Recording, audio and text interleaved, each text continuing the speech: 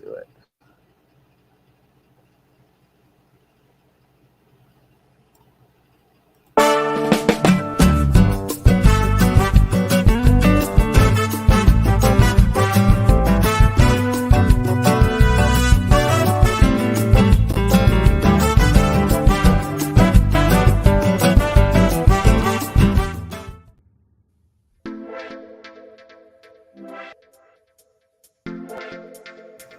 All right, all right, all right. Welcome to Inside the Booth. The booth.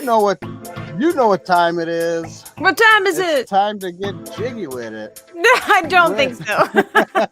With me, Dan the Law, and over there is Screaming Tabitha, of course. Of course. Tonight we have a wonderful special show for you tonight. We're going to be doing a interview with some awesome treat people. For one and all. A treat. Yes. That's right. That's right. Yes, What was it? Last Tuesday we. Oops, I didn't hit the. Oh well. Too bad. Last Tuesday we did a review of this awesome movie called My Apocalyptic Thanksgiving. Mm-hmm. With our special guest, Caleb, who watches movies. Caleb watches movies, and so tonight we are actually going to be interviewing the producers and writers of that movie. The creator of this magic. Creators. That's right. The creators of this magic. I will say that I do love the artwork for that. With the silhouettes and everything like that. As an artist myself, I can appreciate it. I think it's adorable and fantastic. That's good. Well, without further ado, let's bring them up. Richard and Holly, how are you? Hello. Welcome inside the booth. Now, your last name, could you pronounce that for us so we don't say it incorrectly? Soriano. Soriano. Italian. Right. What is that? Italian last name? It's Italian. No, it's Spanish. It's Spanish. Oh, nice. Close enough.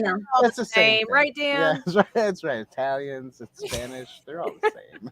No, it's Filipino. Oh, is it? We culturally appropriated Spanish names. Okay, nice way to conquer. Yeah, that's. They may take our land and our people, but we took their last name. We took their last name. I love it. That's fantastic. Well, thank you guys for being on with us here on Inside the Booth. We are very much looking forward to asking all them questions about this fabulous little film that you made. Again, what was it called? My Apocalyptic Thanksgiving, right? Yes. Yes. Okay. I was trying to get it down to 3 words because some of the best films are only 3 words, So what were you gonna call it? I don't know. It was zombies and Thanksgiving and special needs. Trying to come up with something that encapsulated all 3 of those things, and that was probably the closest I could come up with. And then the tagline, special times require special needs, and I think that sort of just brings it around. Nice tagline for sure. Apocalyptic is not the easiest word to say and or work with. I would think it doesn't exactly roll off the tongue. Would you say? But I will tell you, a lot of people remember it though. Yeah, it's such an odd combination. Right. Thanksgiving is a family time, holidays. Warm apple pie, cinnamon candles, and then apocalyptic, napalm, all this kind of stuff. So it's definitely an odd combination, but it works. Thanksgiving. Thank you. Because and so many people are like, yes, family gatherings can be very apocalyptic. So I guess so. I guess it depends on your family. So cool. So I mean, in that respect, so speaking of the title, what would you like to give us a brief synopsis of what your film is about for those who might be new, and then tell us what exactly inspired the title of this film? It was, let's see. So the synopsis is about this guy, Marcus. He is autistic and he has a zombie obsession. So he goes in search for his absent mother. And in the meantime, he befriends his Korean family and his drug dealing gang.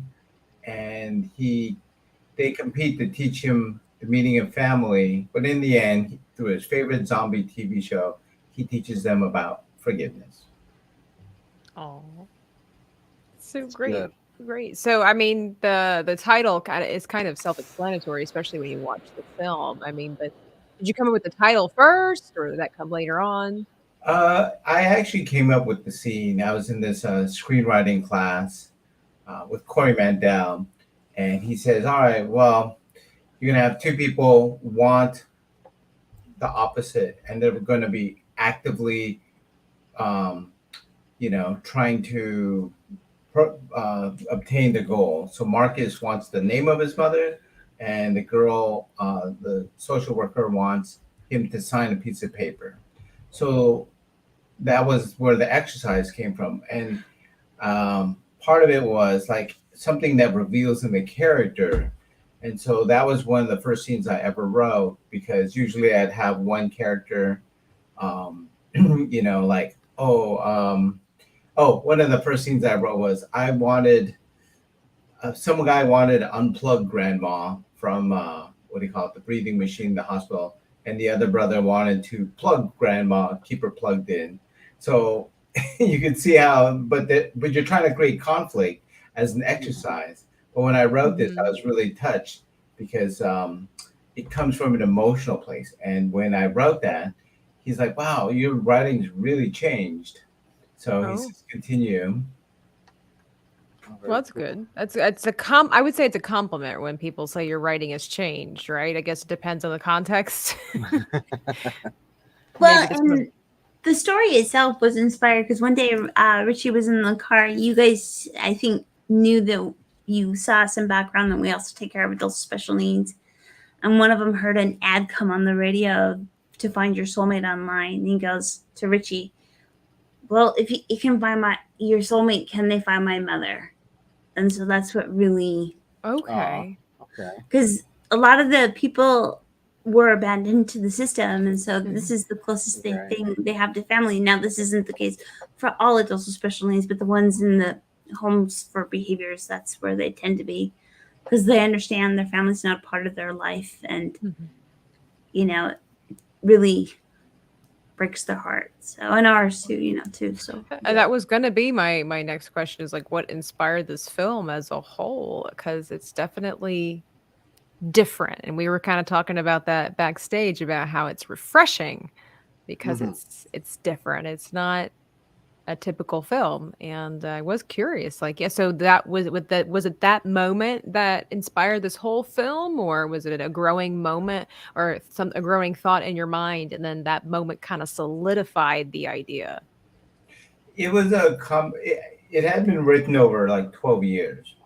And so during that time, like, we take care of adults with special needs, and every Sunday we would watch The Walking Dead, one of my favorite TV shows. We'd all watch it together. They think it's funny. They love the violence. They love the zombies. And so there's sort of this surreal, like, violence is real. It's just on TV. But they enjoyed it. And so that was our inspiration for the movie, the TV show within the movie. And that's sort of how we bond. It's like Comic-Con. I love Comic-Con. You guys love Comic-Con. I like Raiders. You guys like Raiders. And so that's how we find commonality, and that's how we become friends. Because when you're autistic, that's how they bond too. They ask you questions, and then they find threads of commonality. Well, and a little note about us so that you guys know, on our wedding cake, we had zombies crawling up the side. No, you didn't. We did. And the groom had a chainsaw and the bride had a shotgun. So, are you horror fans? Is that what I'm understanding? Or well, we love zombies because they're just zombie fans. They're just so magical.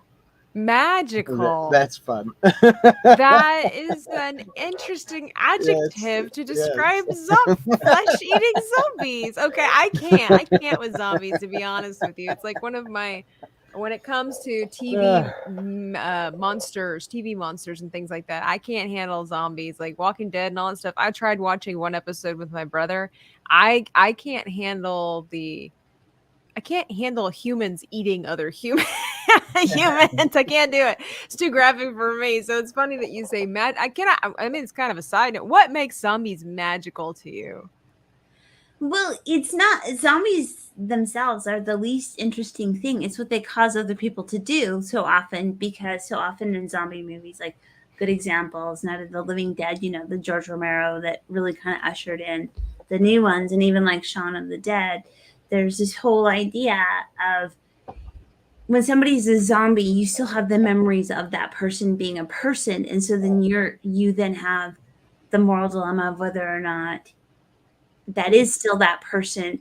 You have these memories, but they're a shell of a person. And so what do you do about that? And so it's what, and like even something as simple as like another Romero film was about around the time that malls were starting to get big. He did another zombie movie because, it was the aging, it was in the ushering in of mass consumption. Okay. Right. So very symbolic in a way as well. And symbolic. then there's the psyche, the gray area. That's what I've heard, that a lot of people gravitate to The Walking Dead because it does deal with a lot of what we would call the gray area, the moral gray area of society. Like, we know what right and wrong is. But if you're in an apocalyptic situation where there are other humans out to get you and your family, what do you do?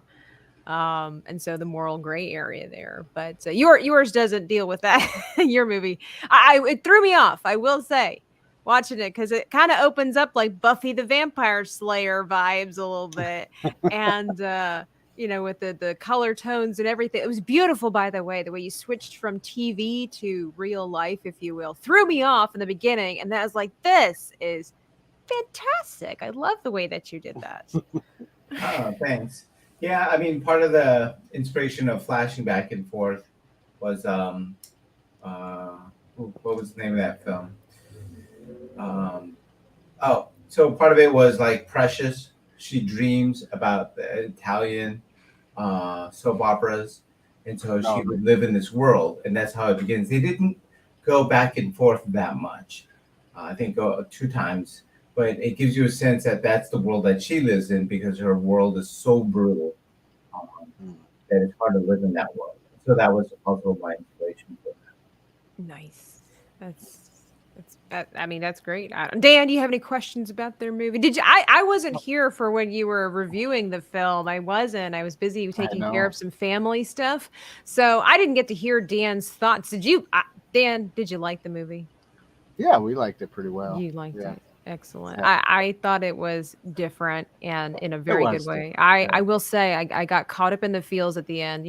I was kind of watching it and I'm like, okay, so this is more of like a drama. Because again, a title like Apocalyptic Thanksgiving, I'm thinking this is going to be, I'll be honest with you, I was thinking this is going to be one of those cheesy, kind of Buffy Vampire Slayer movie kind of things, like a cheesy B movie of a weird Thanksgiving with zombies, right? And so I'm like taken totally by surprise the fact that there's actually no zombies in this, for one, and then the fact that it's like it was so well done, the story was so clear, and then that moment at the end, near the end, when spoiler, but like when he visits with the mother, I will say I teared up. Like I when she called him those names, like that got me. Like I even out loud, I was like, oh, like I just crushed. I was just crushed.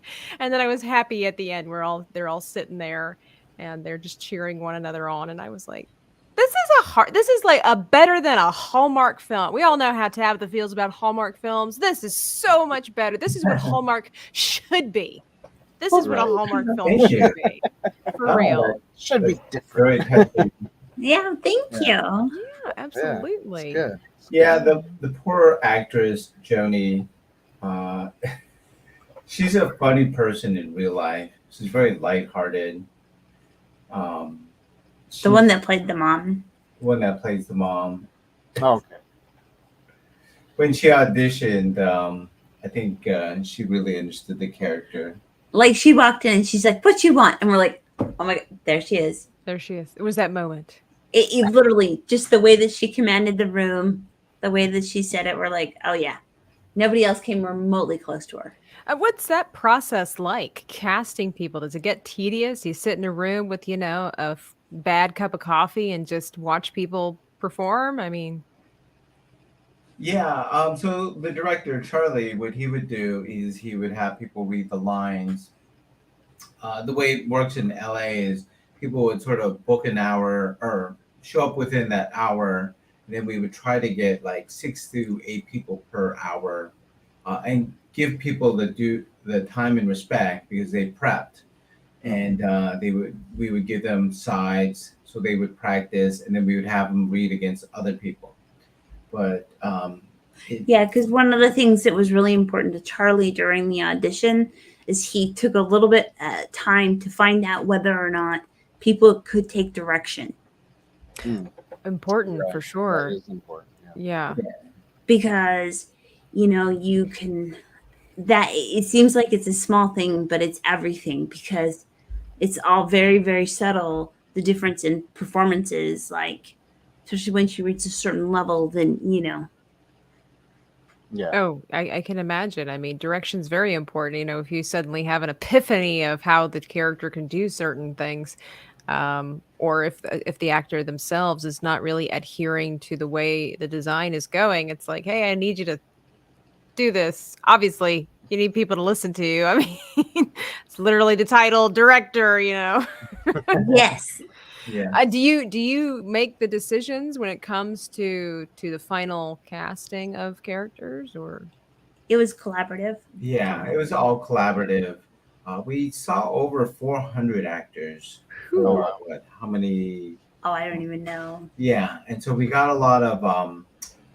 It was sort of the beginning. I mean, we'd started filming this 5 years ago, so it was sort of the beginning of self tapes, and people were emailing their tapes in, and so it's so easy to go through, like, sit there and you just go through 30 Marcuses, 30 Franks, 30, and they just started looking the same. And again, trying to give respect to each person. Mm-hmm. But what's important about that is like, because I also read screenplays for the Austin Film Festival, but when you come across like those gems, you slow it down and they really just pop because I mean, one of the things that was also important were callbacks because like Joshua, who ended up playing Marcus, he was able to do a consistent performance.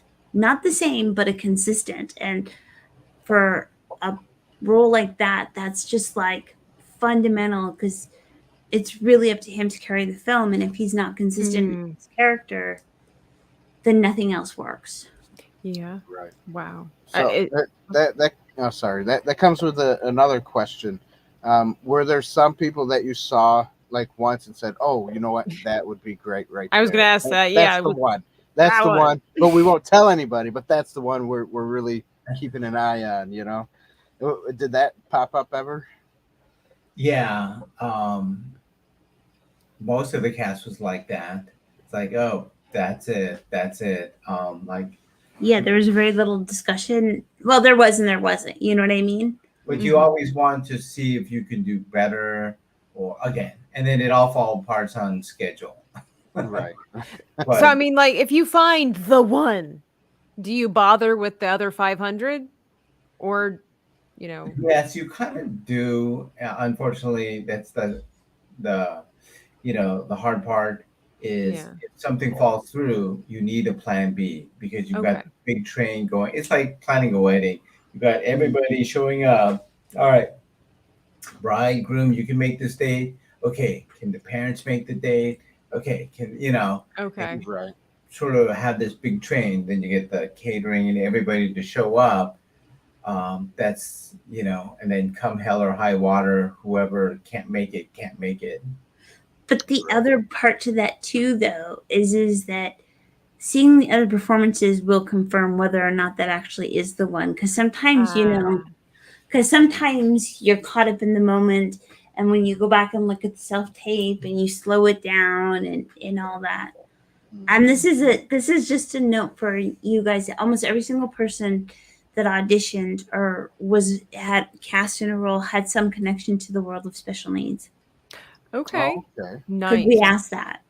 Yeah. Okay, that's good. So, I mean, like you were saying, like to make it authentic, to be consistent, to be aware, know what you're getting into. Now, the main actor, he was, I don't know, was he's not autistic? Was he just portraying a role? No, he did an amazing job. He at the time, he just came and lived with us for a while during the shoot, and he would talk to the clients, and he would pick up on all the little tics and stuff like that. Okay. And he really got to know the clients, so he could see, oh, that's their point of view. Like they have like this obsession with something. Like one guy, he was just obsessed with cigarettes. I don't know why. Just loved talking about them. I said, do you even want a birthday cake with like cigarettes? And he loved it. And for his birthday, he wanted a cake that was shaped like a cigarette. And it just cracked me up, and we would all laugh. And that was the other thing about the film, which was I wanted to bring out their sense of humor, because it's a thin line, especially these days. Oh yeah, that's for sure. Making fun of somebody and laughing with somebody. Yeah. Right. Yeah. No, I thought it was beautifully done. Yeah, you guys did a great job with that comedic aspect as well.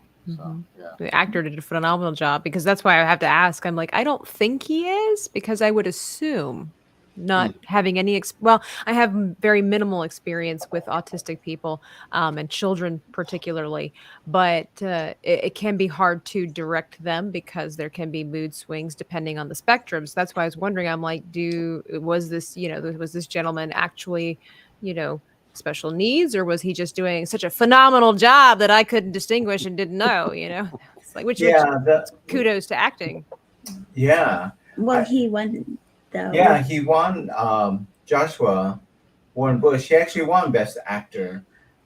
We were in the Entrée de Marche Film Festival in Cannes last year, and he actually won Best Actor. Oh, good for him. I mean, that's cool. That's great. Yeah, and he was up against some pretty tough competition, so it was just like, which of course we were so excited because Joshua put his heart and soul into the role. Yeah. Oh, it was well done for sure. So here's a question. You said it took you about 12 years to make this movie. Now, is that 12 years just kind of prepping and writing and all that? Or was filming, how long did you guys have to film? Because it doesn't look like you guys took too long to film it because you knew what you were doing. But then everything else, is that what took the 12 years or? Well, one of the things about writing, and even once we had the initial cut of the film, we got a ton of feedback. So through the whole writing process, there was rounds and rounds and rounds of feedback for Richie, and by the way, he won for Best Script at that same film festival. Congratulations! Oh, nice. That's great. Yeah, and just rounds and rounds of notes, and then for once the film started, once it was the first cut, we did over 10 technical screenings, got notes from over 60 or more people, and just kept reworking until we were getting notes that we couldn't change based on the footage that we have.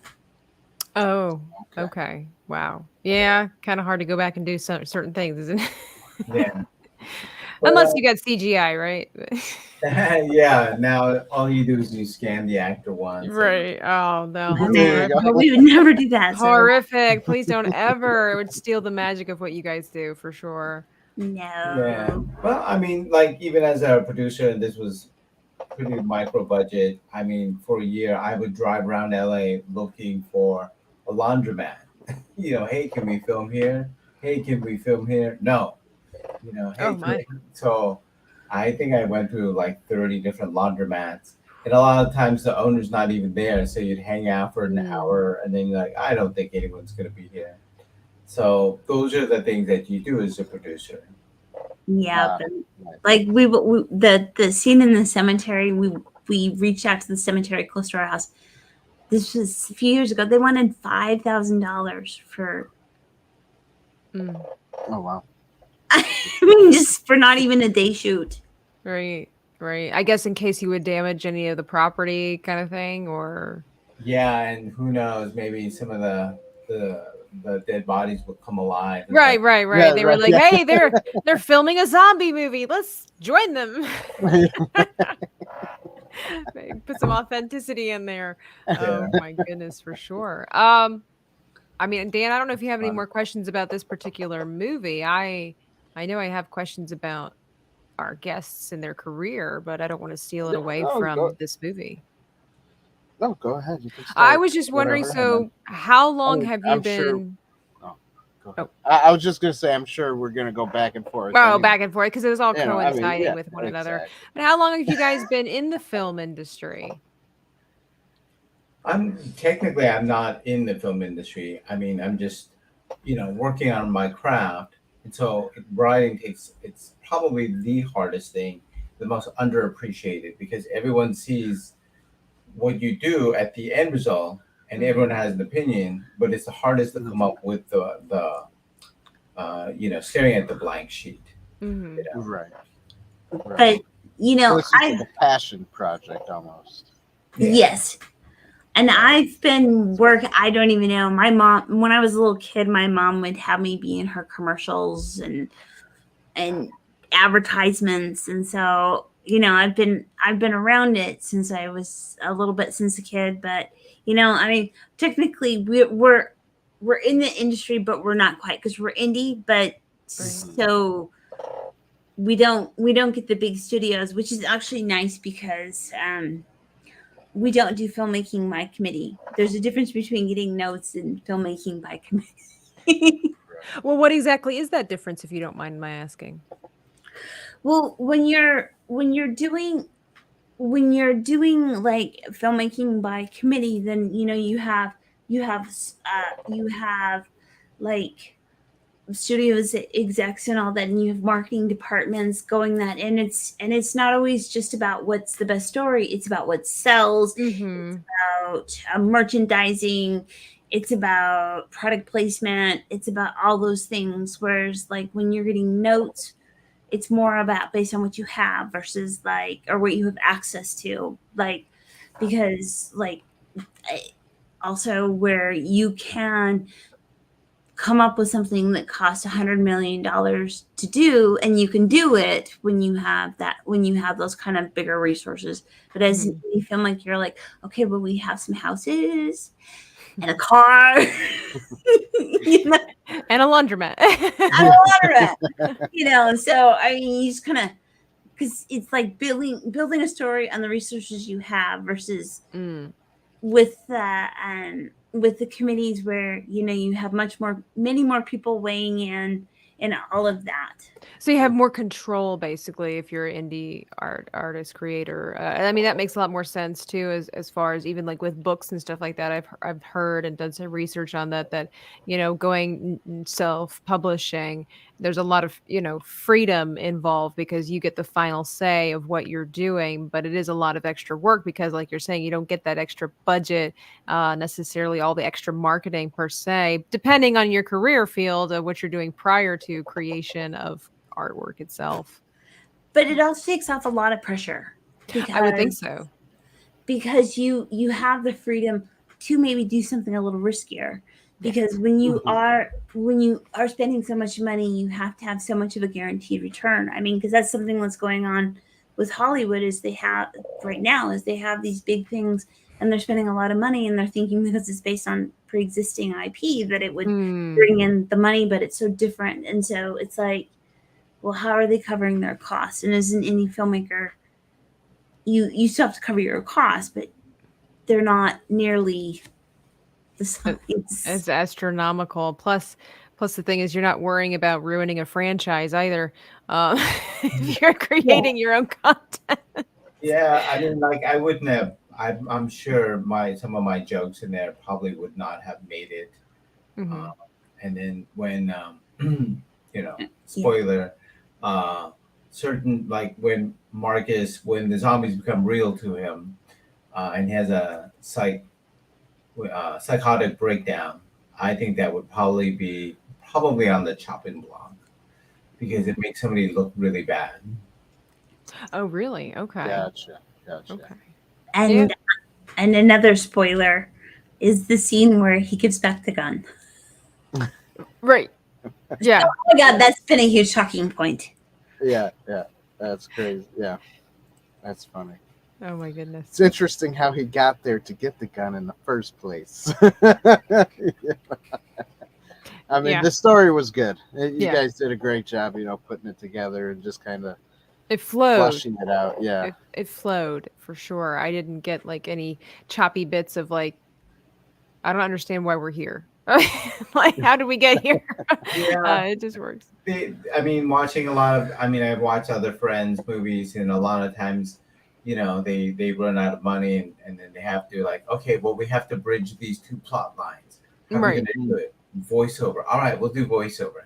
And we were very lucky that we didn't have to do that because you're like, something, I think a scene was missing somewhere in between. And loose ends. That happens. But we were very lucky. And we finished just as the lockdown was happening.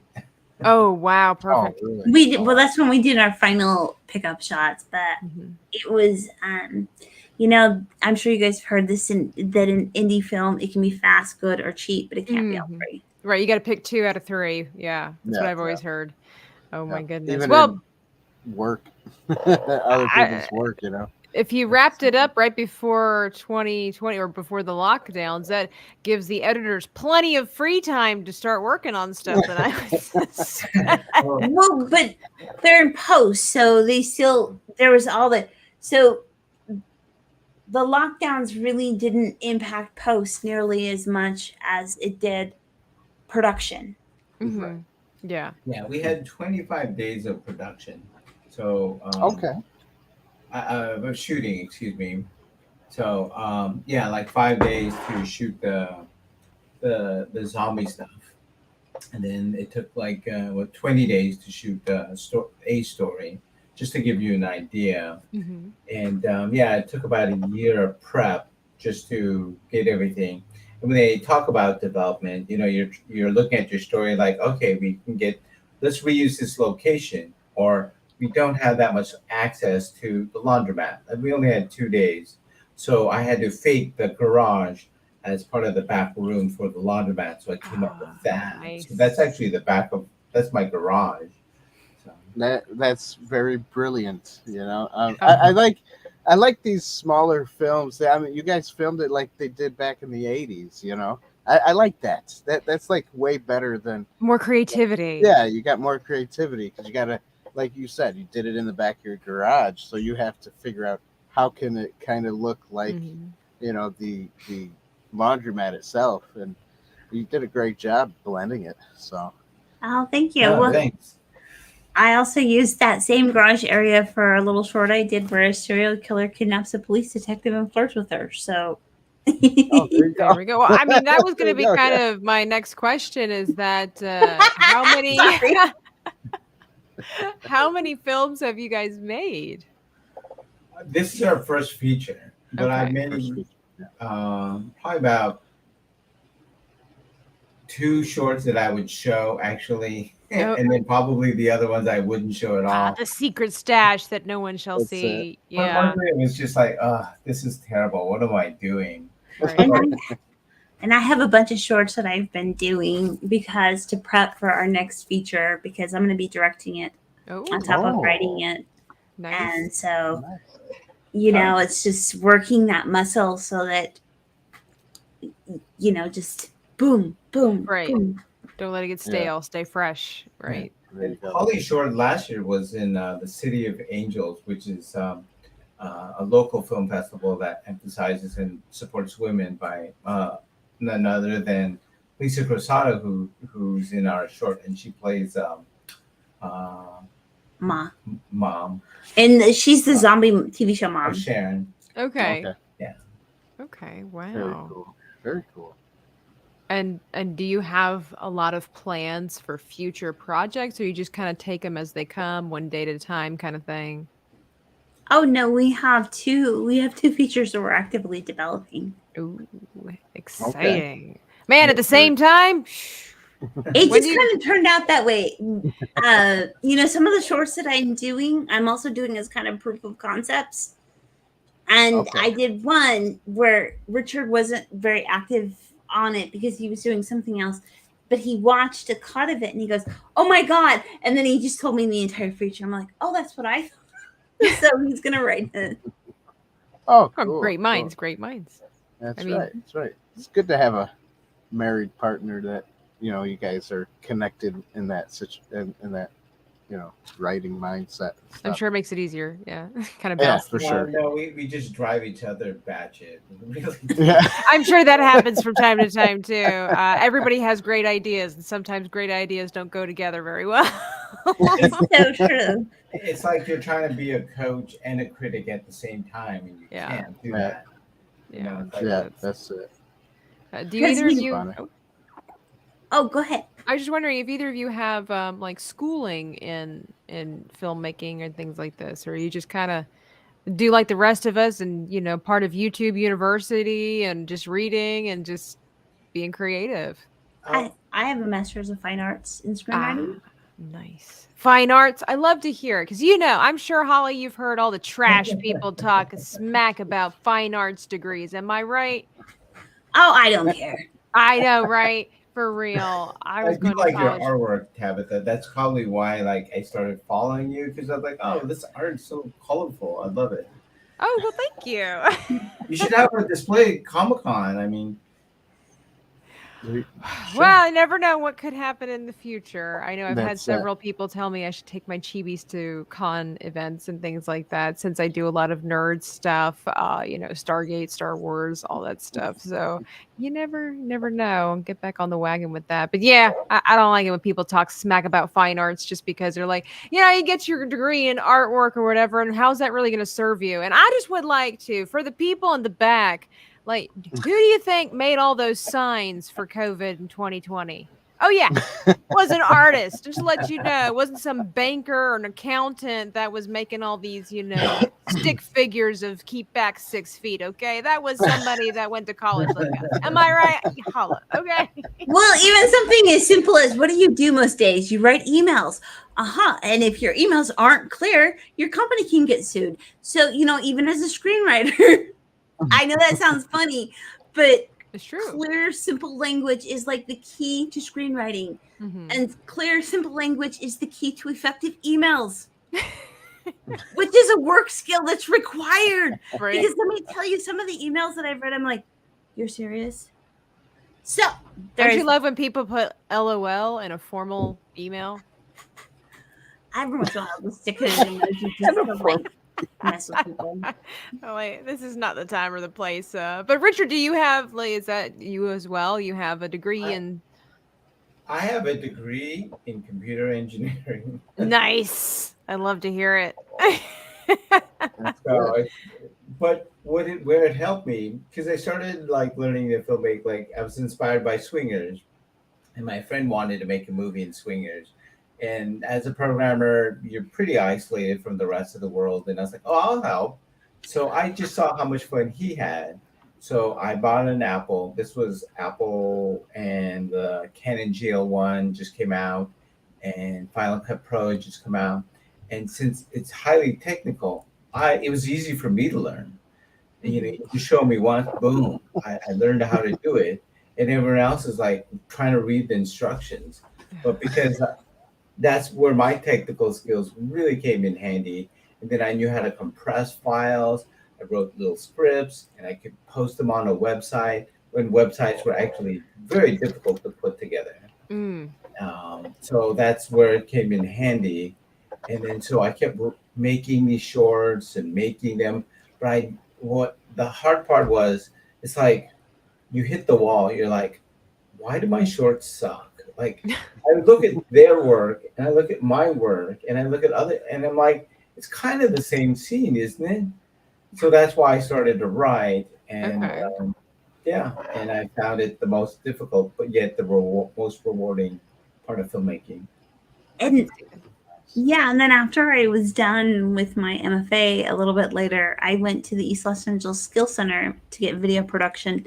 It's an adult ed, and we learn iMovie, Premiere Pro, Final Cut, all those, and just the technical side, and made just a bunch of shorts with that too.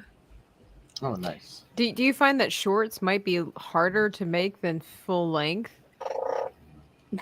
No. Okay. I wasn't sure because sometimes, I don't know, for myself, when it comes to ideas, creativity, making plays, story writing, whatever the case might be, is that it's almost like there's too many ideas and it gets complicated the longer the period of time. But at the same time, condensing all of that into something simple and short is not always everybody's strong suit. So I was just kind of wondering if it was easier to make something longer so you can flesh out a better or a more detailed story versus shorts where you've got to get the point across in, like, depending on how long it is, 5 to 14 minutes. Oh, well, Richie's teacher, Corey Mandel, he got me going on really stressed. And this is a really important part too from writing, which is that Corey has people focusing on scenes, because if you can't write a compelling scene, how can you write it in a compelling feature? And there's this old saying in writing, which is, I wrote a long paper because I didn't have time to write a short one. That sounds really profound, but my brain's it's kind of trying to compute what that is. Could you repeat that one more time? I wrote a long paper because I didn't have time to write a short one. That actually makes sense. I get it. I think I get it. Well, basically, that you can flesh out all you want, but is it clear? Is it engaging? Is it interesting? And so the shorter it is, the more condensed it is, and the more to the point, and the more actual engaging it can probably be. Because something as simple as saying, he is walking down the street, he strides. Right. Something. Why use 5 words when you can use 2, and break it down to simple, like, visual. Okay. Yeah, I struggle with that myself. I'm a lot more complicated a person. So it's trying to I can't do simple naturally. I have to work for simplicity. Yeah. I do too. That's why I got the MFA. Right. You're like, that's why I went to school, to learn how to be simple. Oh, even like the title or the tagline was very difficult to come up with, and like one exercise I learned is that I would write stream of consciousness for like an hour, just whatever comes out, 2 people talking, and then at the end of the week, I'll have several pages, and then I'll get the little gold nuggets. And this is where I put my critic hat instead of stream conscious, is I sort of compile them together and then critique it from there. So that's one way that helped improve my writing, is I inverted it, whereas I would come up with a list first and say, okay, this makes sense. And then, but now with this free form of writing that I do, it's really helped a lot. And that's probably what you ladies probably do first, which is free form all the time, but you can't get your mind to go, like Mr. Kelly, just catch I have the to fly, backtrack, and that's what you need to do at the end of the week. Look at me getting a lesson here. Free information for everybody. Look at that. I feel I've grown as a person. I am more enlightened. Thank you for that. But it's a muscle that's very hard to work. It's like tying one hand behind your back, because me freeform writing, it is very difficult. Yeah, it's something as simple as when we were doing our first dance for the wedding. I was like, oh, let's just wing it. And he's like, no! Right, yeah. So some people hate winging it, yeah. Structure. His portion, we did this little dance from Pulp Fiction, and for mine, we took the time to choreograph a little dance that pulled from everything together and put the 2 of them together. Oh my goodness. Nice. Well, I mean, that's, strengths and or weaknesses depending on the person, and then combining it together is what makes the magic, the cooperation and working together for sure. Yeah, I can sympathize. Working with people myself where it's just like, well, what's the plan? Like, I would just see where it goes. At the same time, I can't. There's certain things in my life where I have to have a plan. I cannot see where it goes. But artwork, yeah, I can see where artwork definitely. For myself, I give the illustration or the example is my brother's artistic as well, but he's like architectural drawings, perfect crisp lines, all that stuff. Me, I'm like, well, let's just scribble and make something pretty and erase later. No, I hear you. Yeah, I mean, I also learned the mechanics of filmmaking, just being with friends all the time, and just shadowing them. And then eventually they'll teach me something like, oh, you have to pull focus. I was like, oh, I didn't know what pull focus meant. Neither do I. Someone's job is actually just to watch somebody and manually focus the lens. Okay. Right. That's it? There you go. That's their job. But they're so good at it that they'll measure once. Like, let's say somebody's walking left to right and walking toward the camera. They'll measure, and then they will, by hand, they will just twist the lens.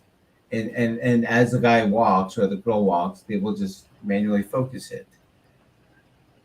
And this is with film where they couldn't, like, backtrack and check. So you only have one job, which is to focus that lens. They're very good at it. Gosh. Did you have anybody like that when you guys were filming? Yeah. No, Rachel didn't have a lens. Oh yeah, that's true. Okay. No, she was just a badass who had shot. Oh my God, she'd shot so many indies, and she's just a complete rock star. Oh, it's nice to have a rock star on the team. Am I right? Yeah, for sure. Yes. For sure. Dan, you're my rock star. Just let you're the rock star of the team. Thank you. And she was through post too, just because she colored the film and she did some cool effects and So she do a lot of the editing too, or no? We had other people edit it. Oh, okay. Wow, very cool. How big of a team did you have for an indie film? We had 3 editors, and our director Charlie's also a professional editor. Okay. And then towards the end, we were working primarily with one, Brian Tam. Yeah, and he, I guess we can talk about it now, but yeah, he worked on some of the Marvel stuff, and Aquaman too. And Aquaman too. There's a lot of them, Richard. It's okay if you can't remember their names. They all start merging together. It's okay. Hawk. That's cool. That's cool. Hawkeye. Sorry. Hawkeye. Oh, okay. He worked on the Hawkeye series. Oh, nice. I say that now because we weren't allowed to talk about it. I was like, whoa. Right. Yeah, that's cool. Don't say anything. Don't tell anybody. Our little secret, but that's pretty cool to be able to have people that have worked up higher in the industry, if you will, with the bigger names, and being able to incorporate that into indie films. I don't know if I don't want to disrespect it and say it gives it more credibility, but it definitely gives it, as far as name dropping, if you will. It does. I think we all know that does help, especially when it comes to marketing and stuff like that.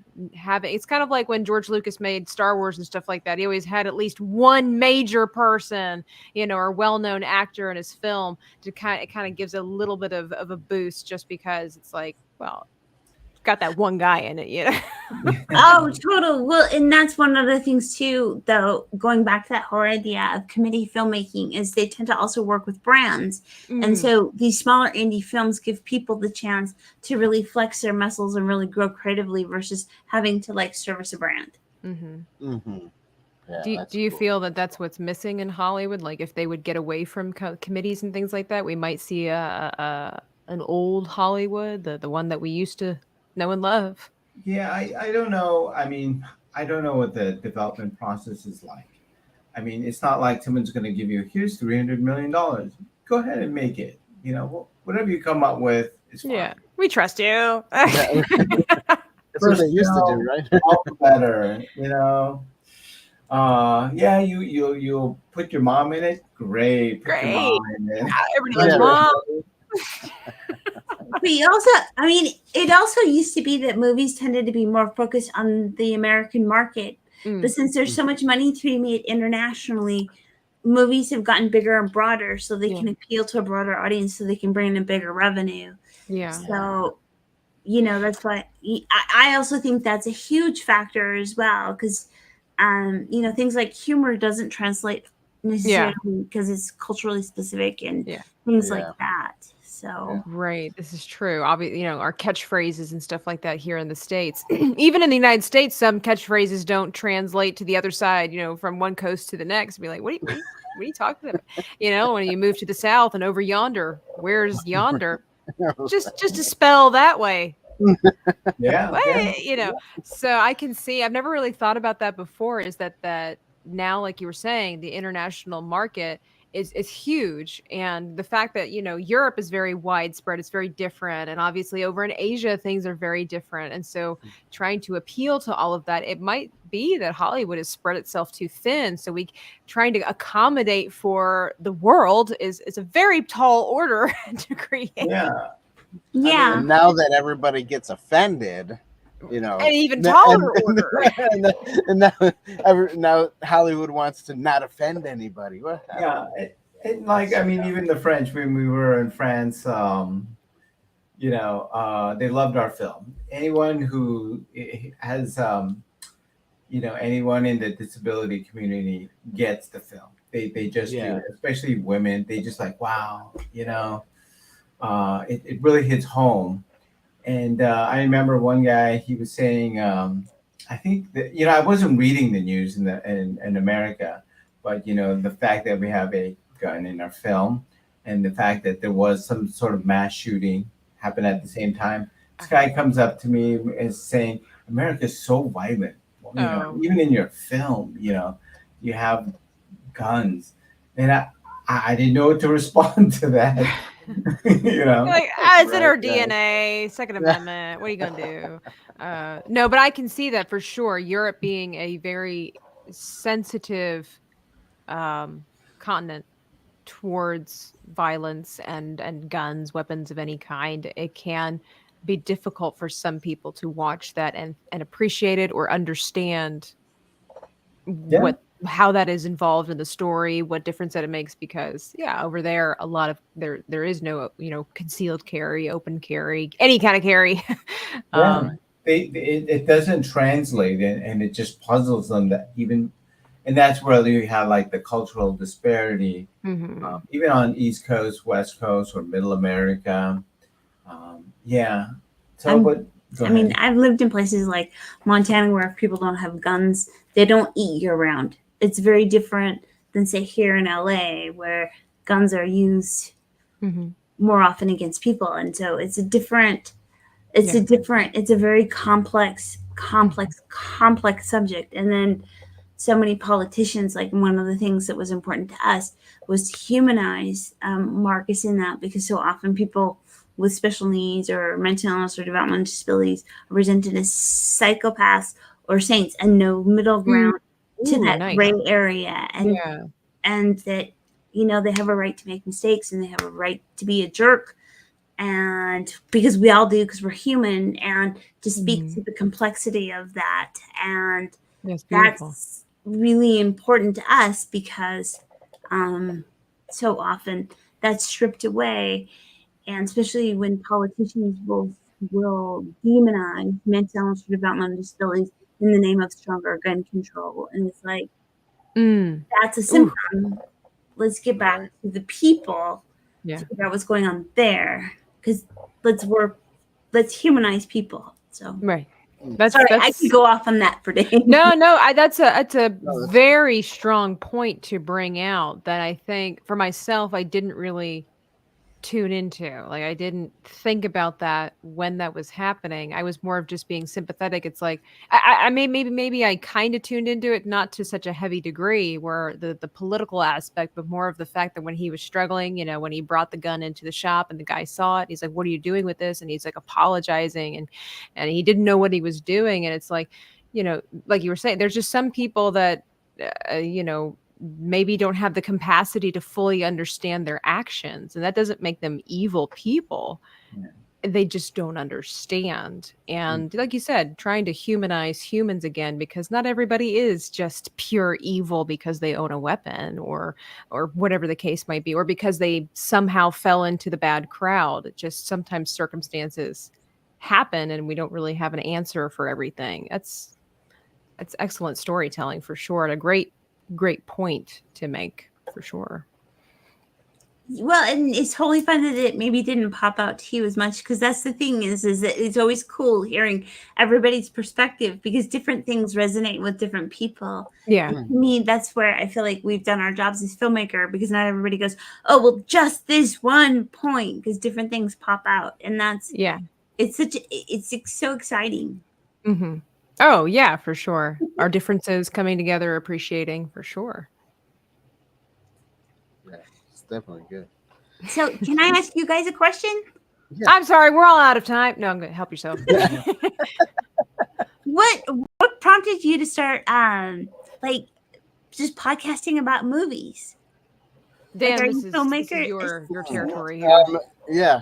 Well, I guess when we were younger, my brother and I, we liked movies, and we watched a lot of movies. And then when we watched a certain movie, for me it was Braveheart. For my brother, I don't know which one it was, but I watched Braveheart, and it wasn't the movie itself; it was all the behind the scenes, like how they made it. You know, we love the behind the scenes. Yeah, that got me so interested, and I said, if they can do that, you know, like how the behind the scenes is, I could do it. That's cool. I like how I like the process of it, you know?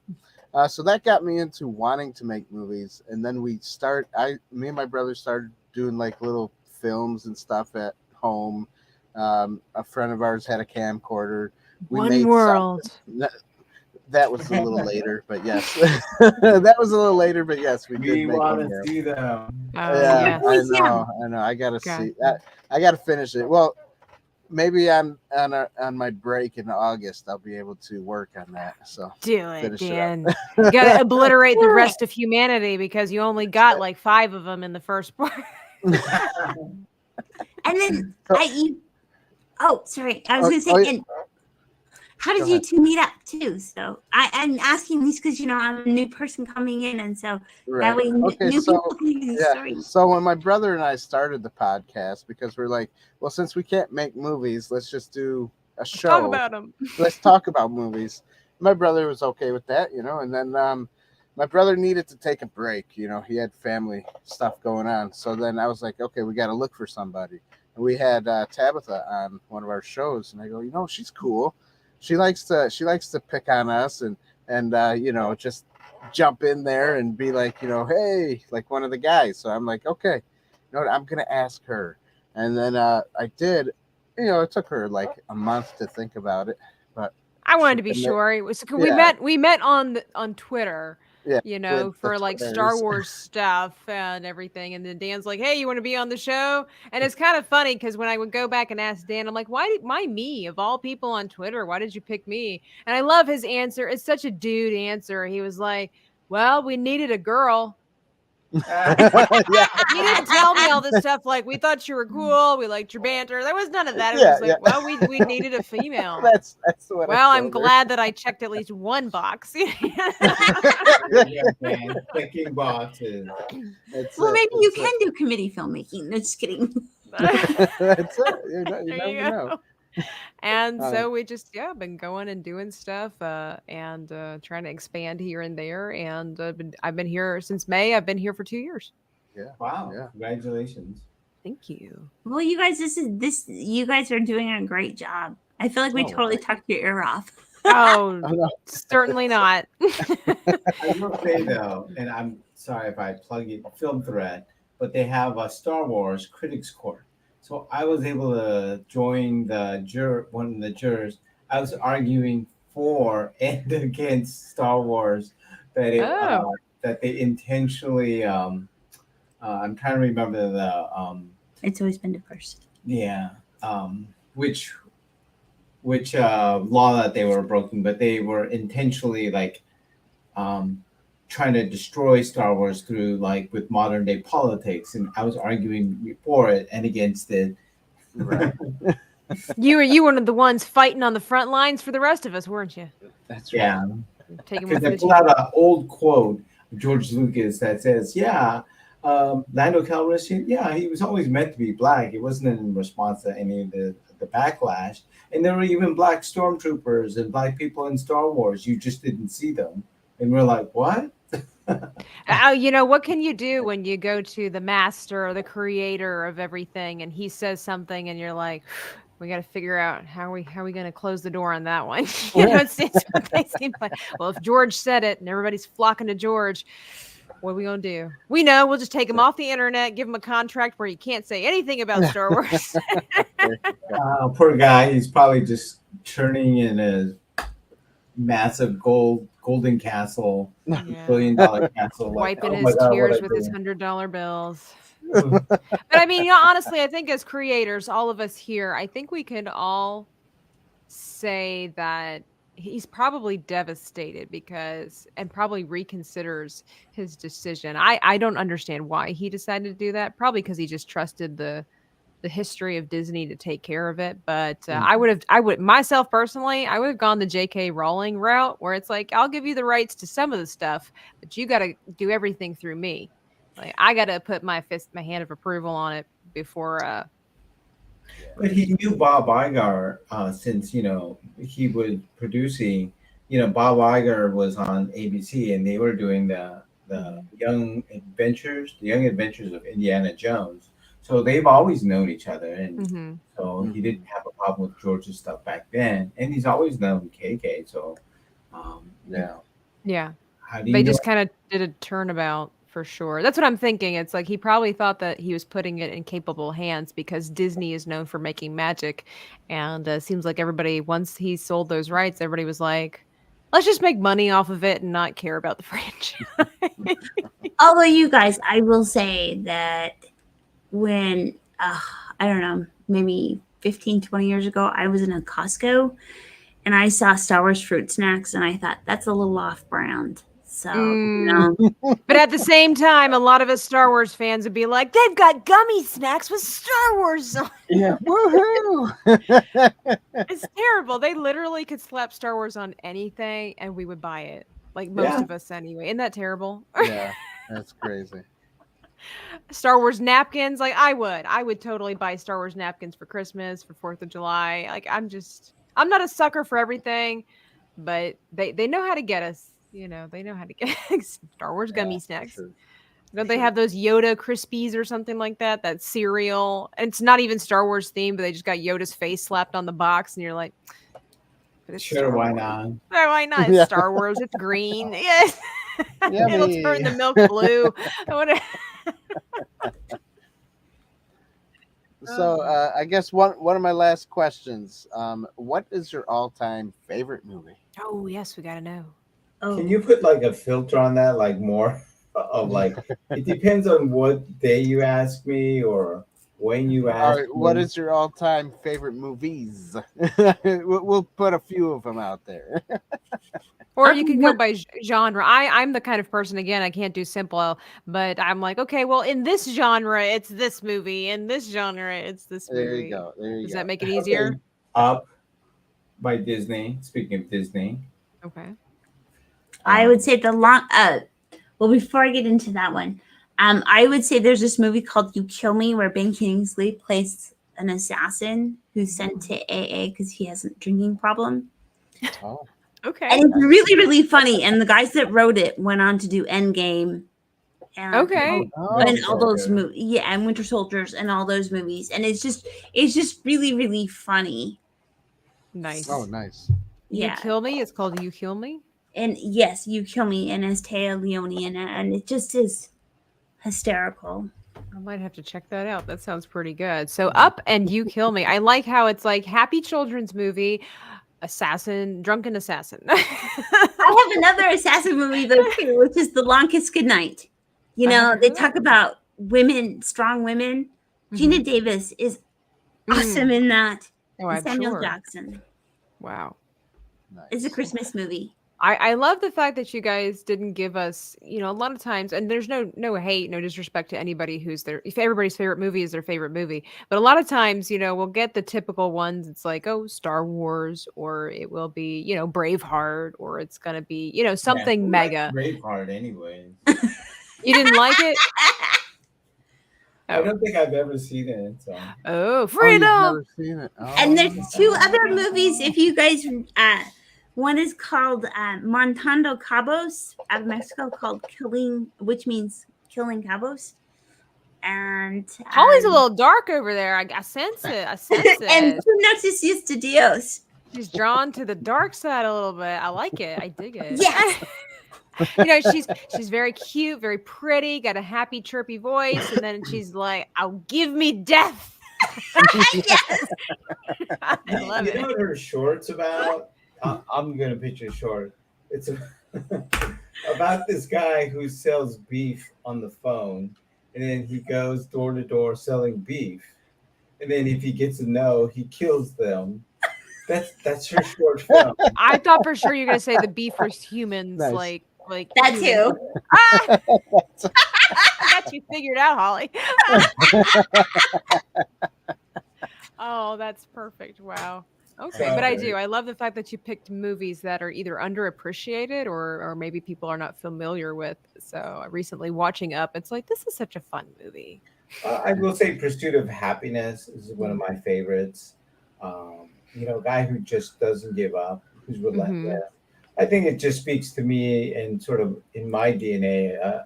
You know, you get backed into a corner in life and you just keep clawing your way out. I think those are the movies that sort of resonate with me. That's why. But yeah, I mean, who doesn't like Star Wars? The original. George Lucas Star Wars.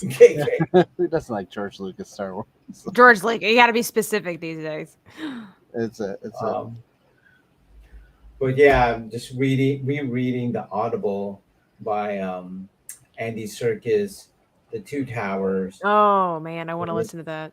It's so performative.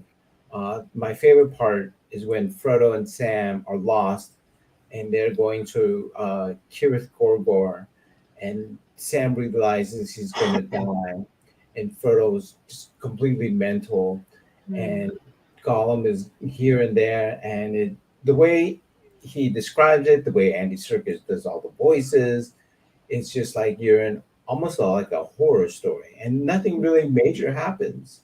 Yeah, it's probably one of the best sections of the book. Oh, I'm sure. Well, Andy Serkis is a gem. Yes, he is. He's good. Cool. Well, that's an hour. That's an hour. Didn't feel like it, but that it is. Cool. Well, thank you. Thank you, Dan. Thank you, Tabitha. Yeah, you guys were awesome. Thank you. No, thank you for being willing to talk to us for an hour and just let us berate you with a whole bunch of questions. You guys were really no. I mean, I didn't feel berated at all. Okay, good. I hope you felt like you were interesting, dynamic people that you are, for sure. Oh well, thank you. Well, we try. That's what I'm always saying. That's what I say too. Yeah. Be sure to check out our guests' links in the description box down below, where you can check out Twitter and the videos and more information if you haven't. Where is it in there? The availability to watch the My Apocalyptic Thanksgiving.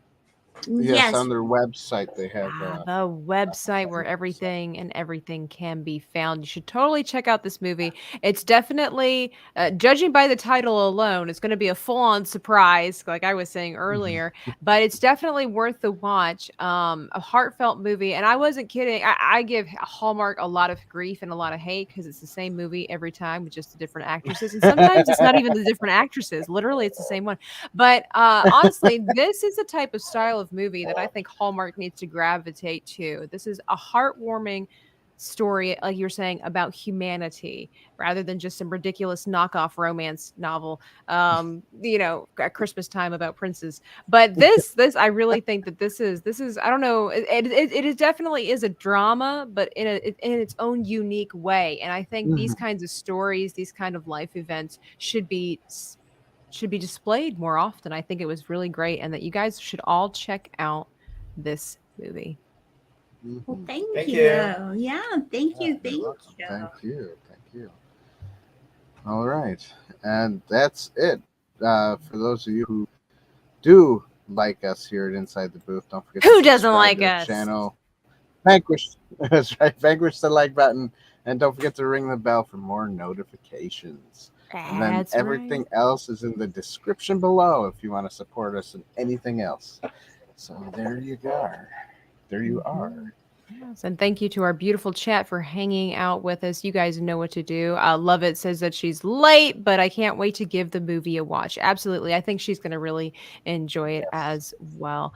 And of course, we go live every Sunday and Tuesday at 9 p.m. Eastern Standard Time. That's right. And of course, if you're subscribed to the channel and ring that notification bell, you get updated of when we post any of our new trailer reaction videos and our shorts. So be on the lookout. No, be on the lookout for our shorts. That never gets comfortable saying.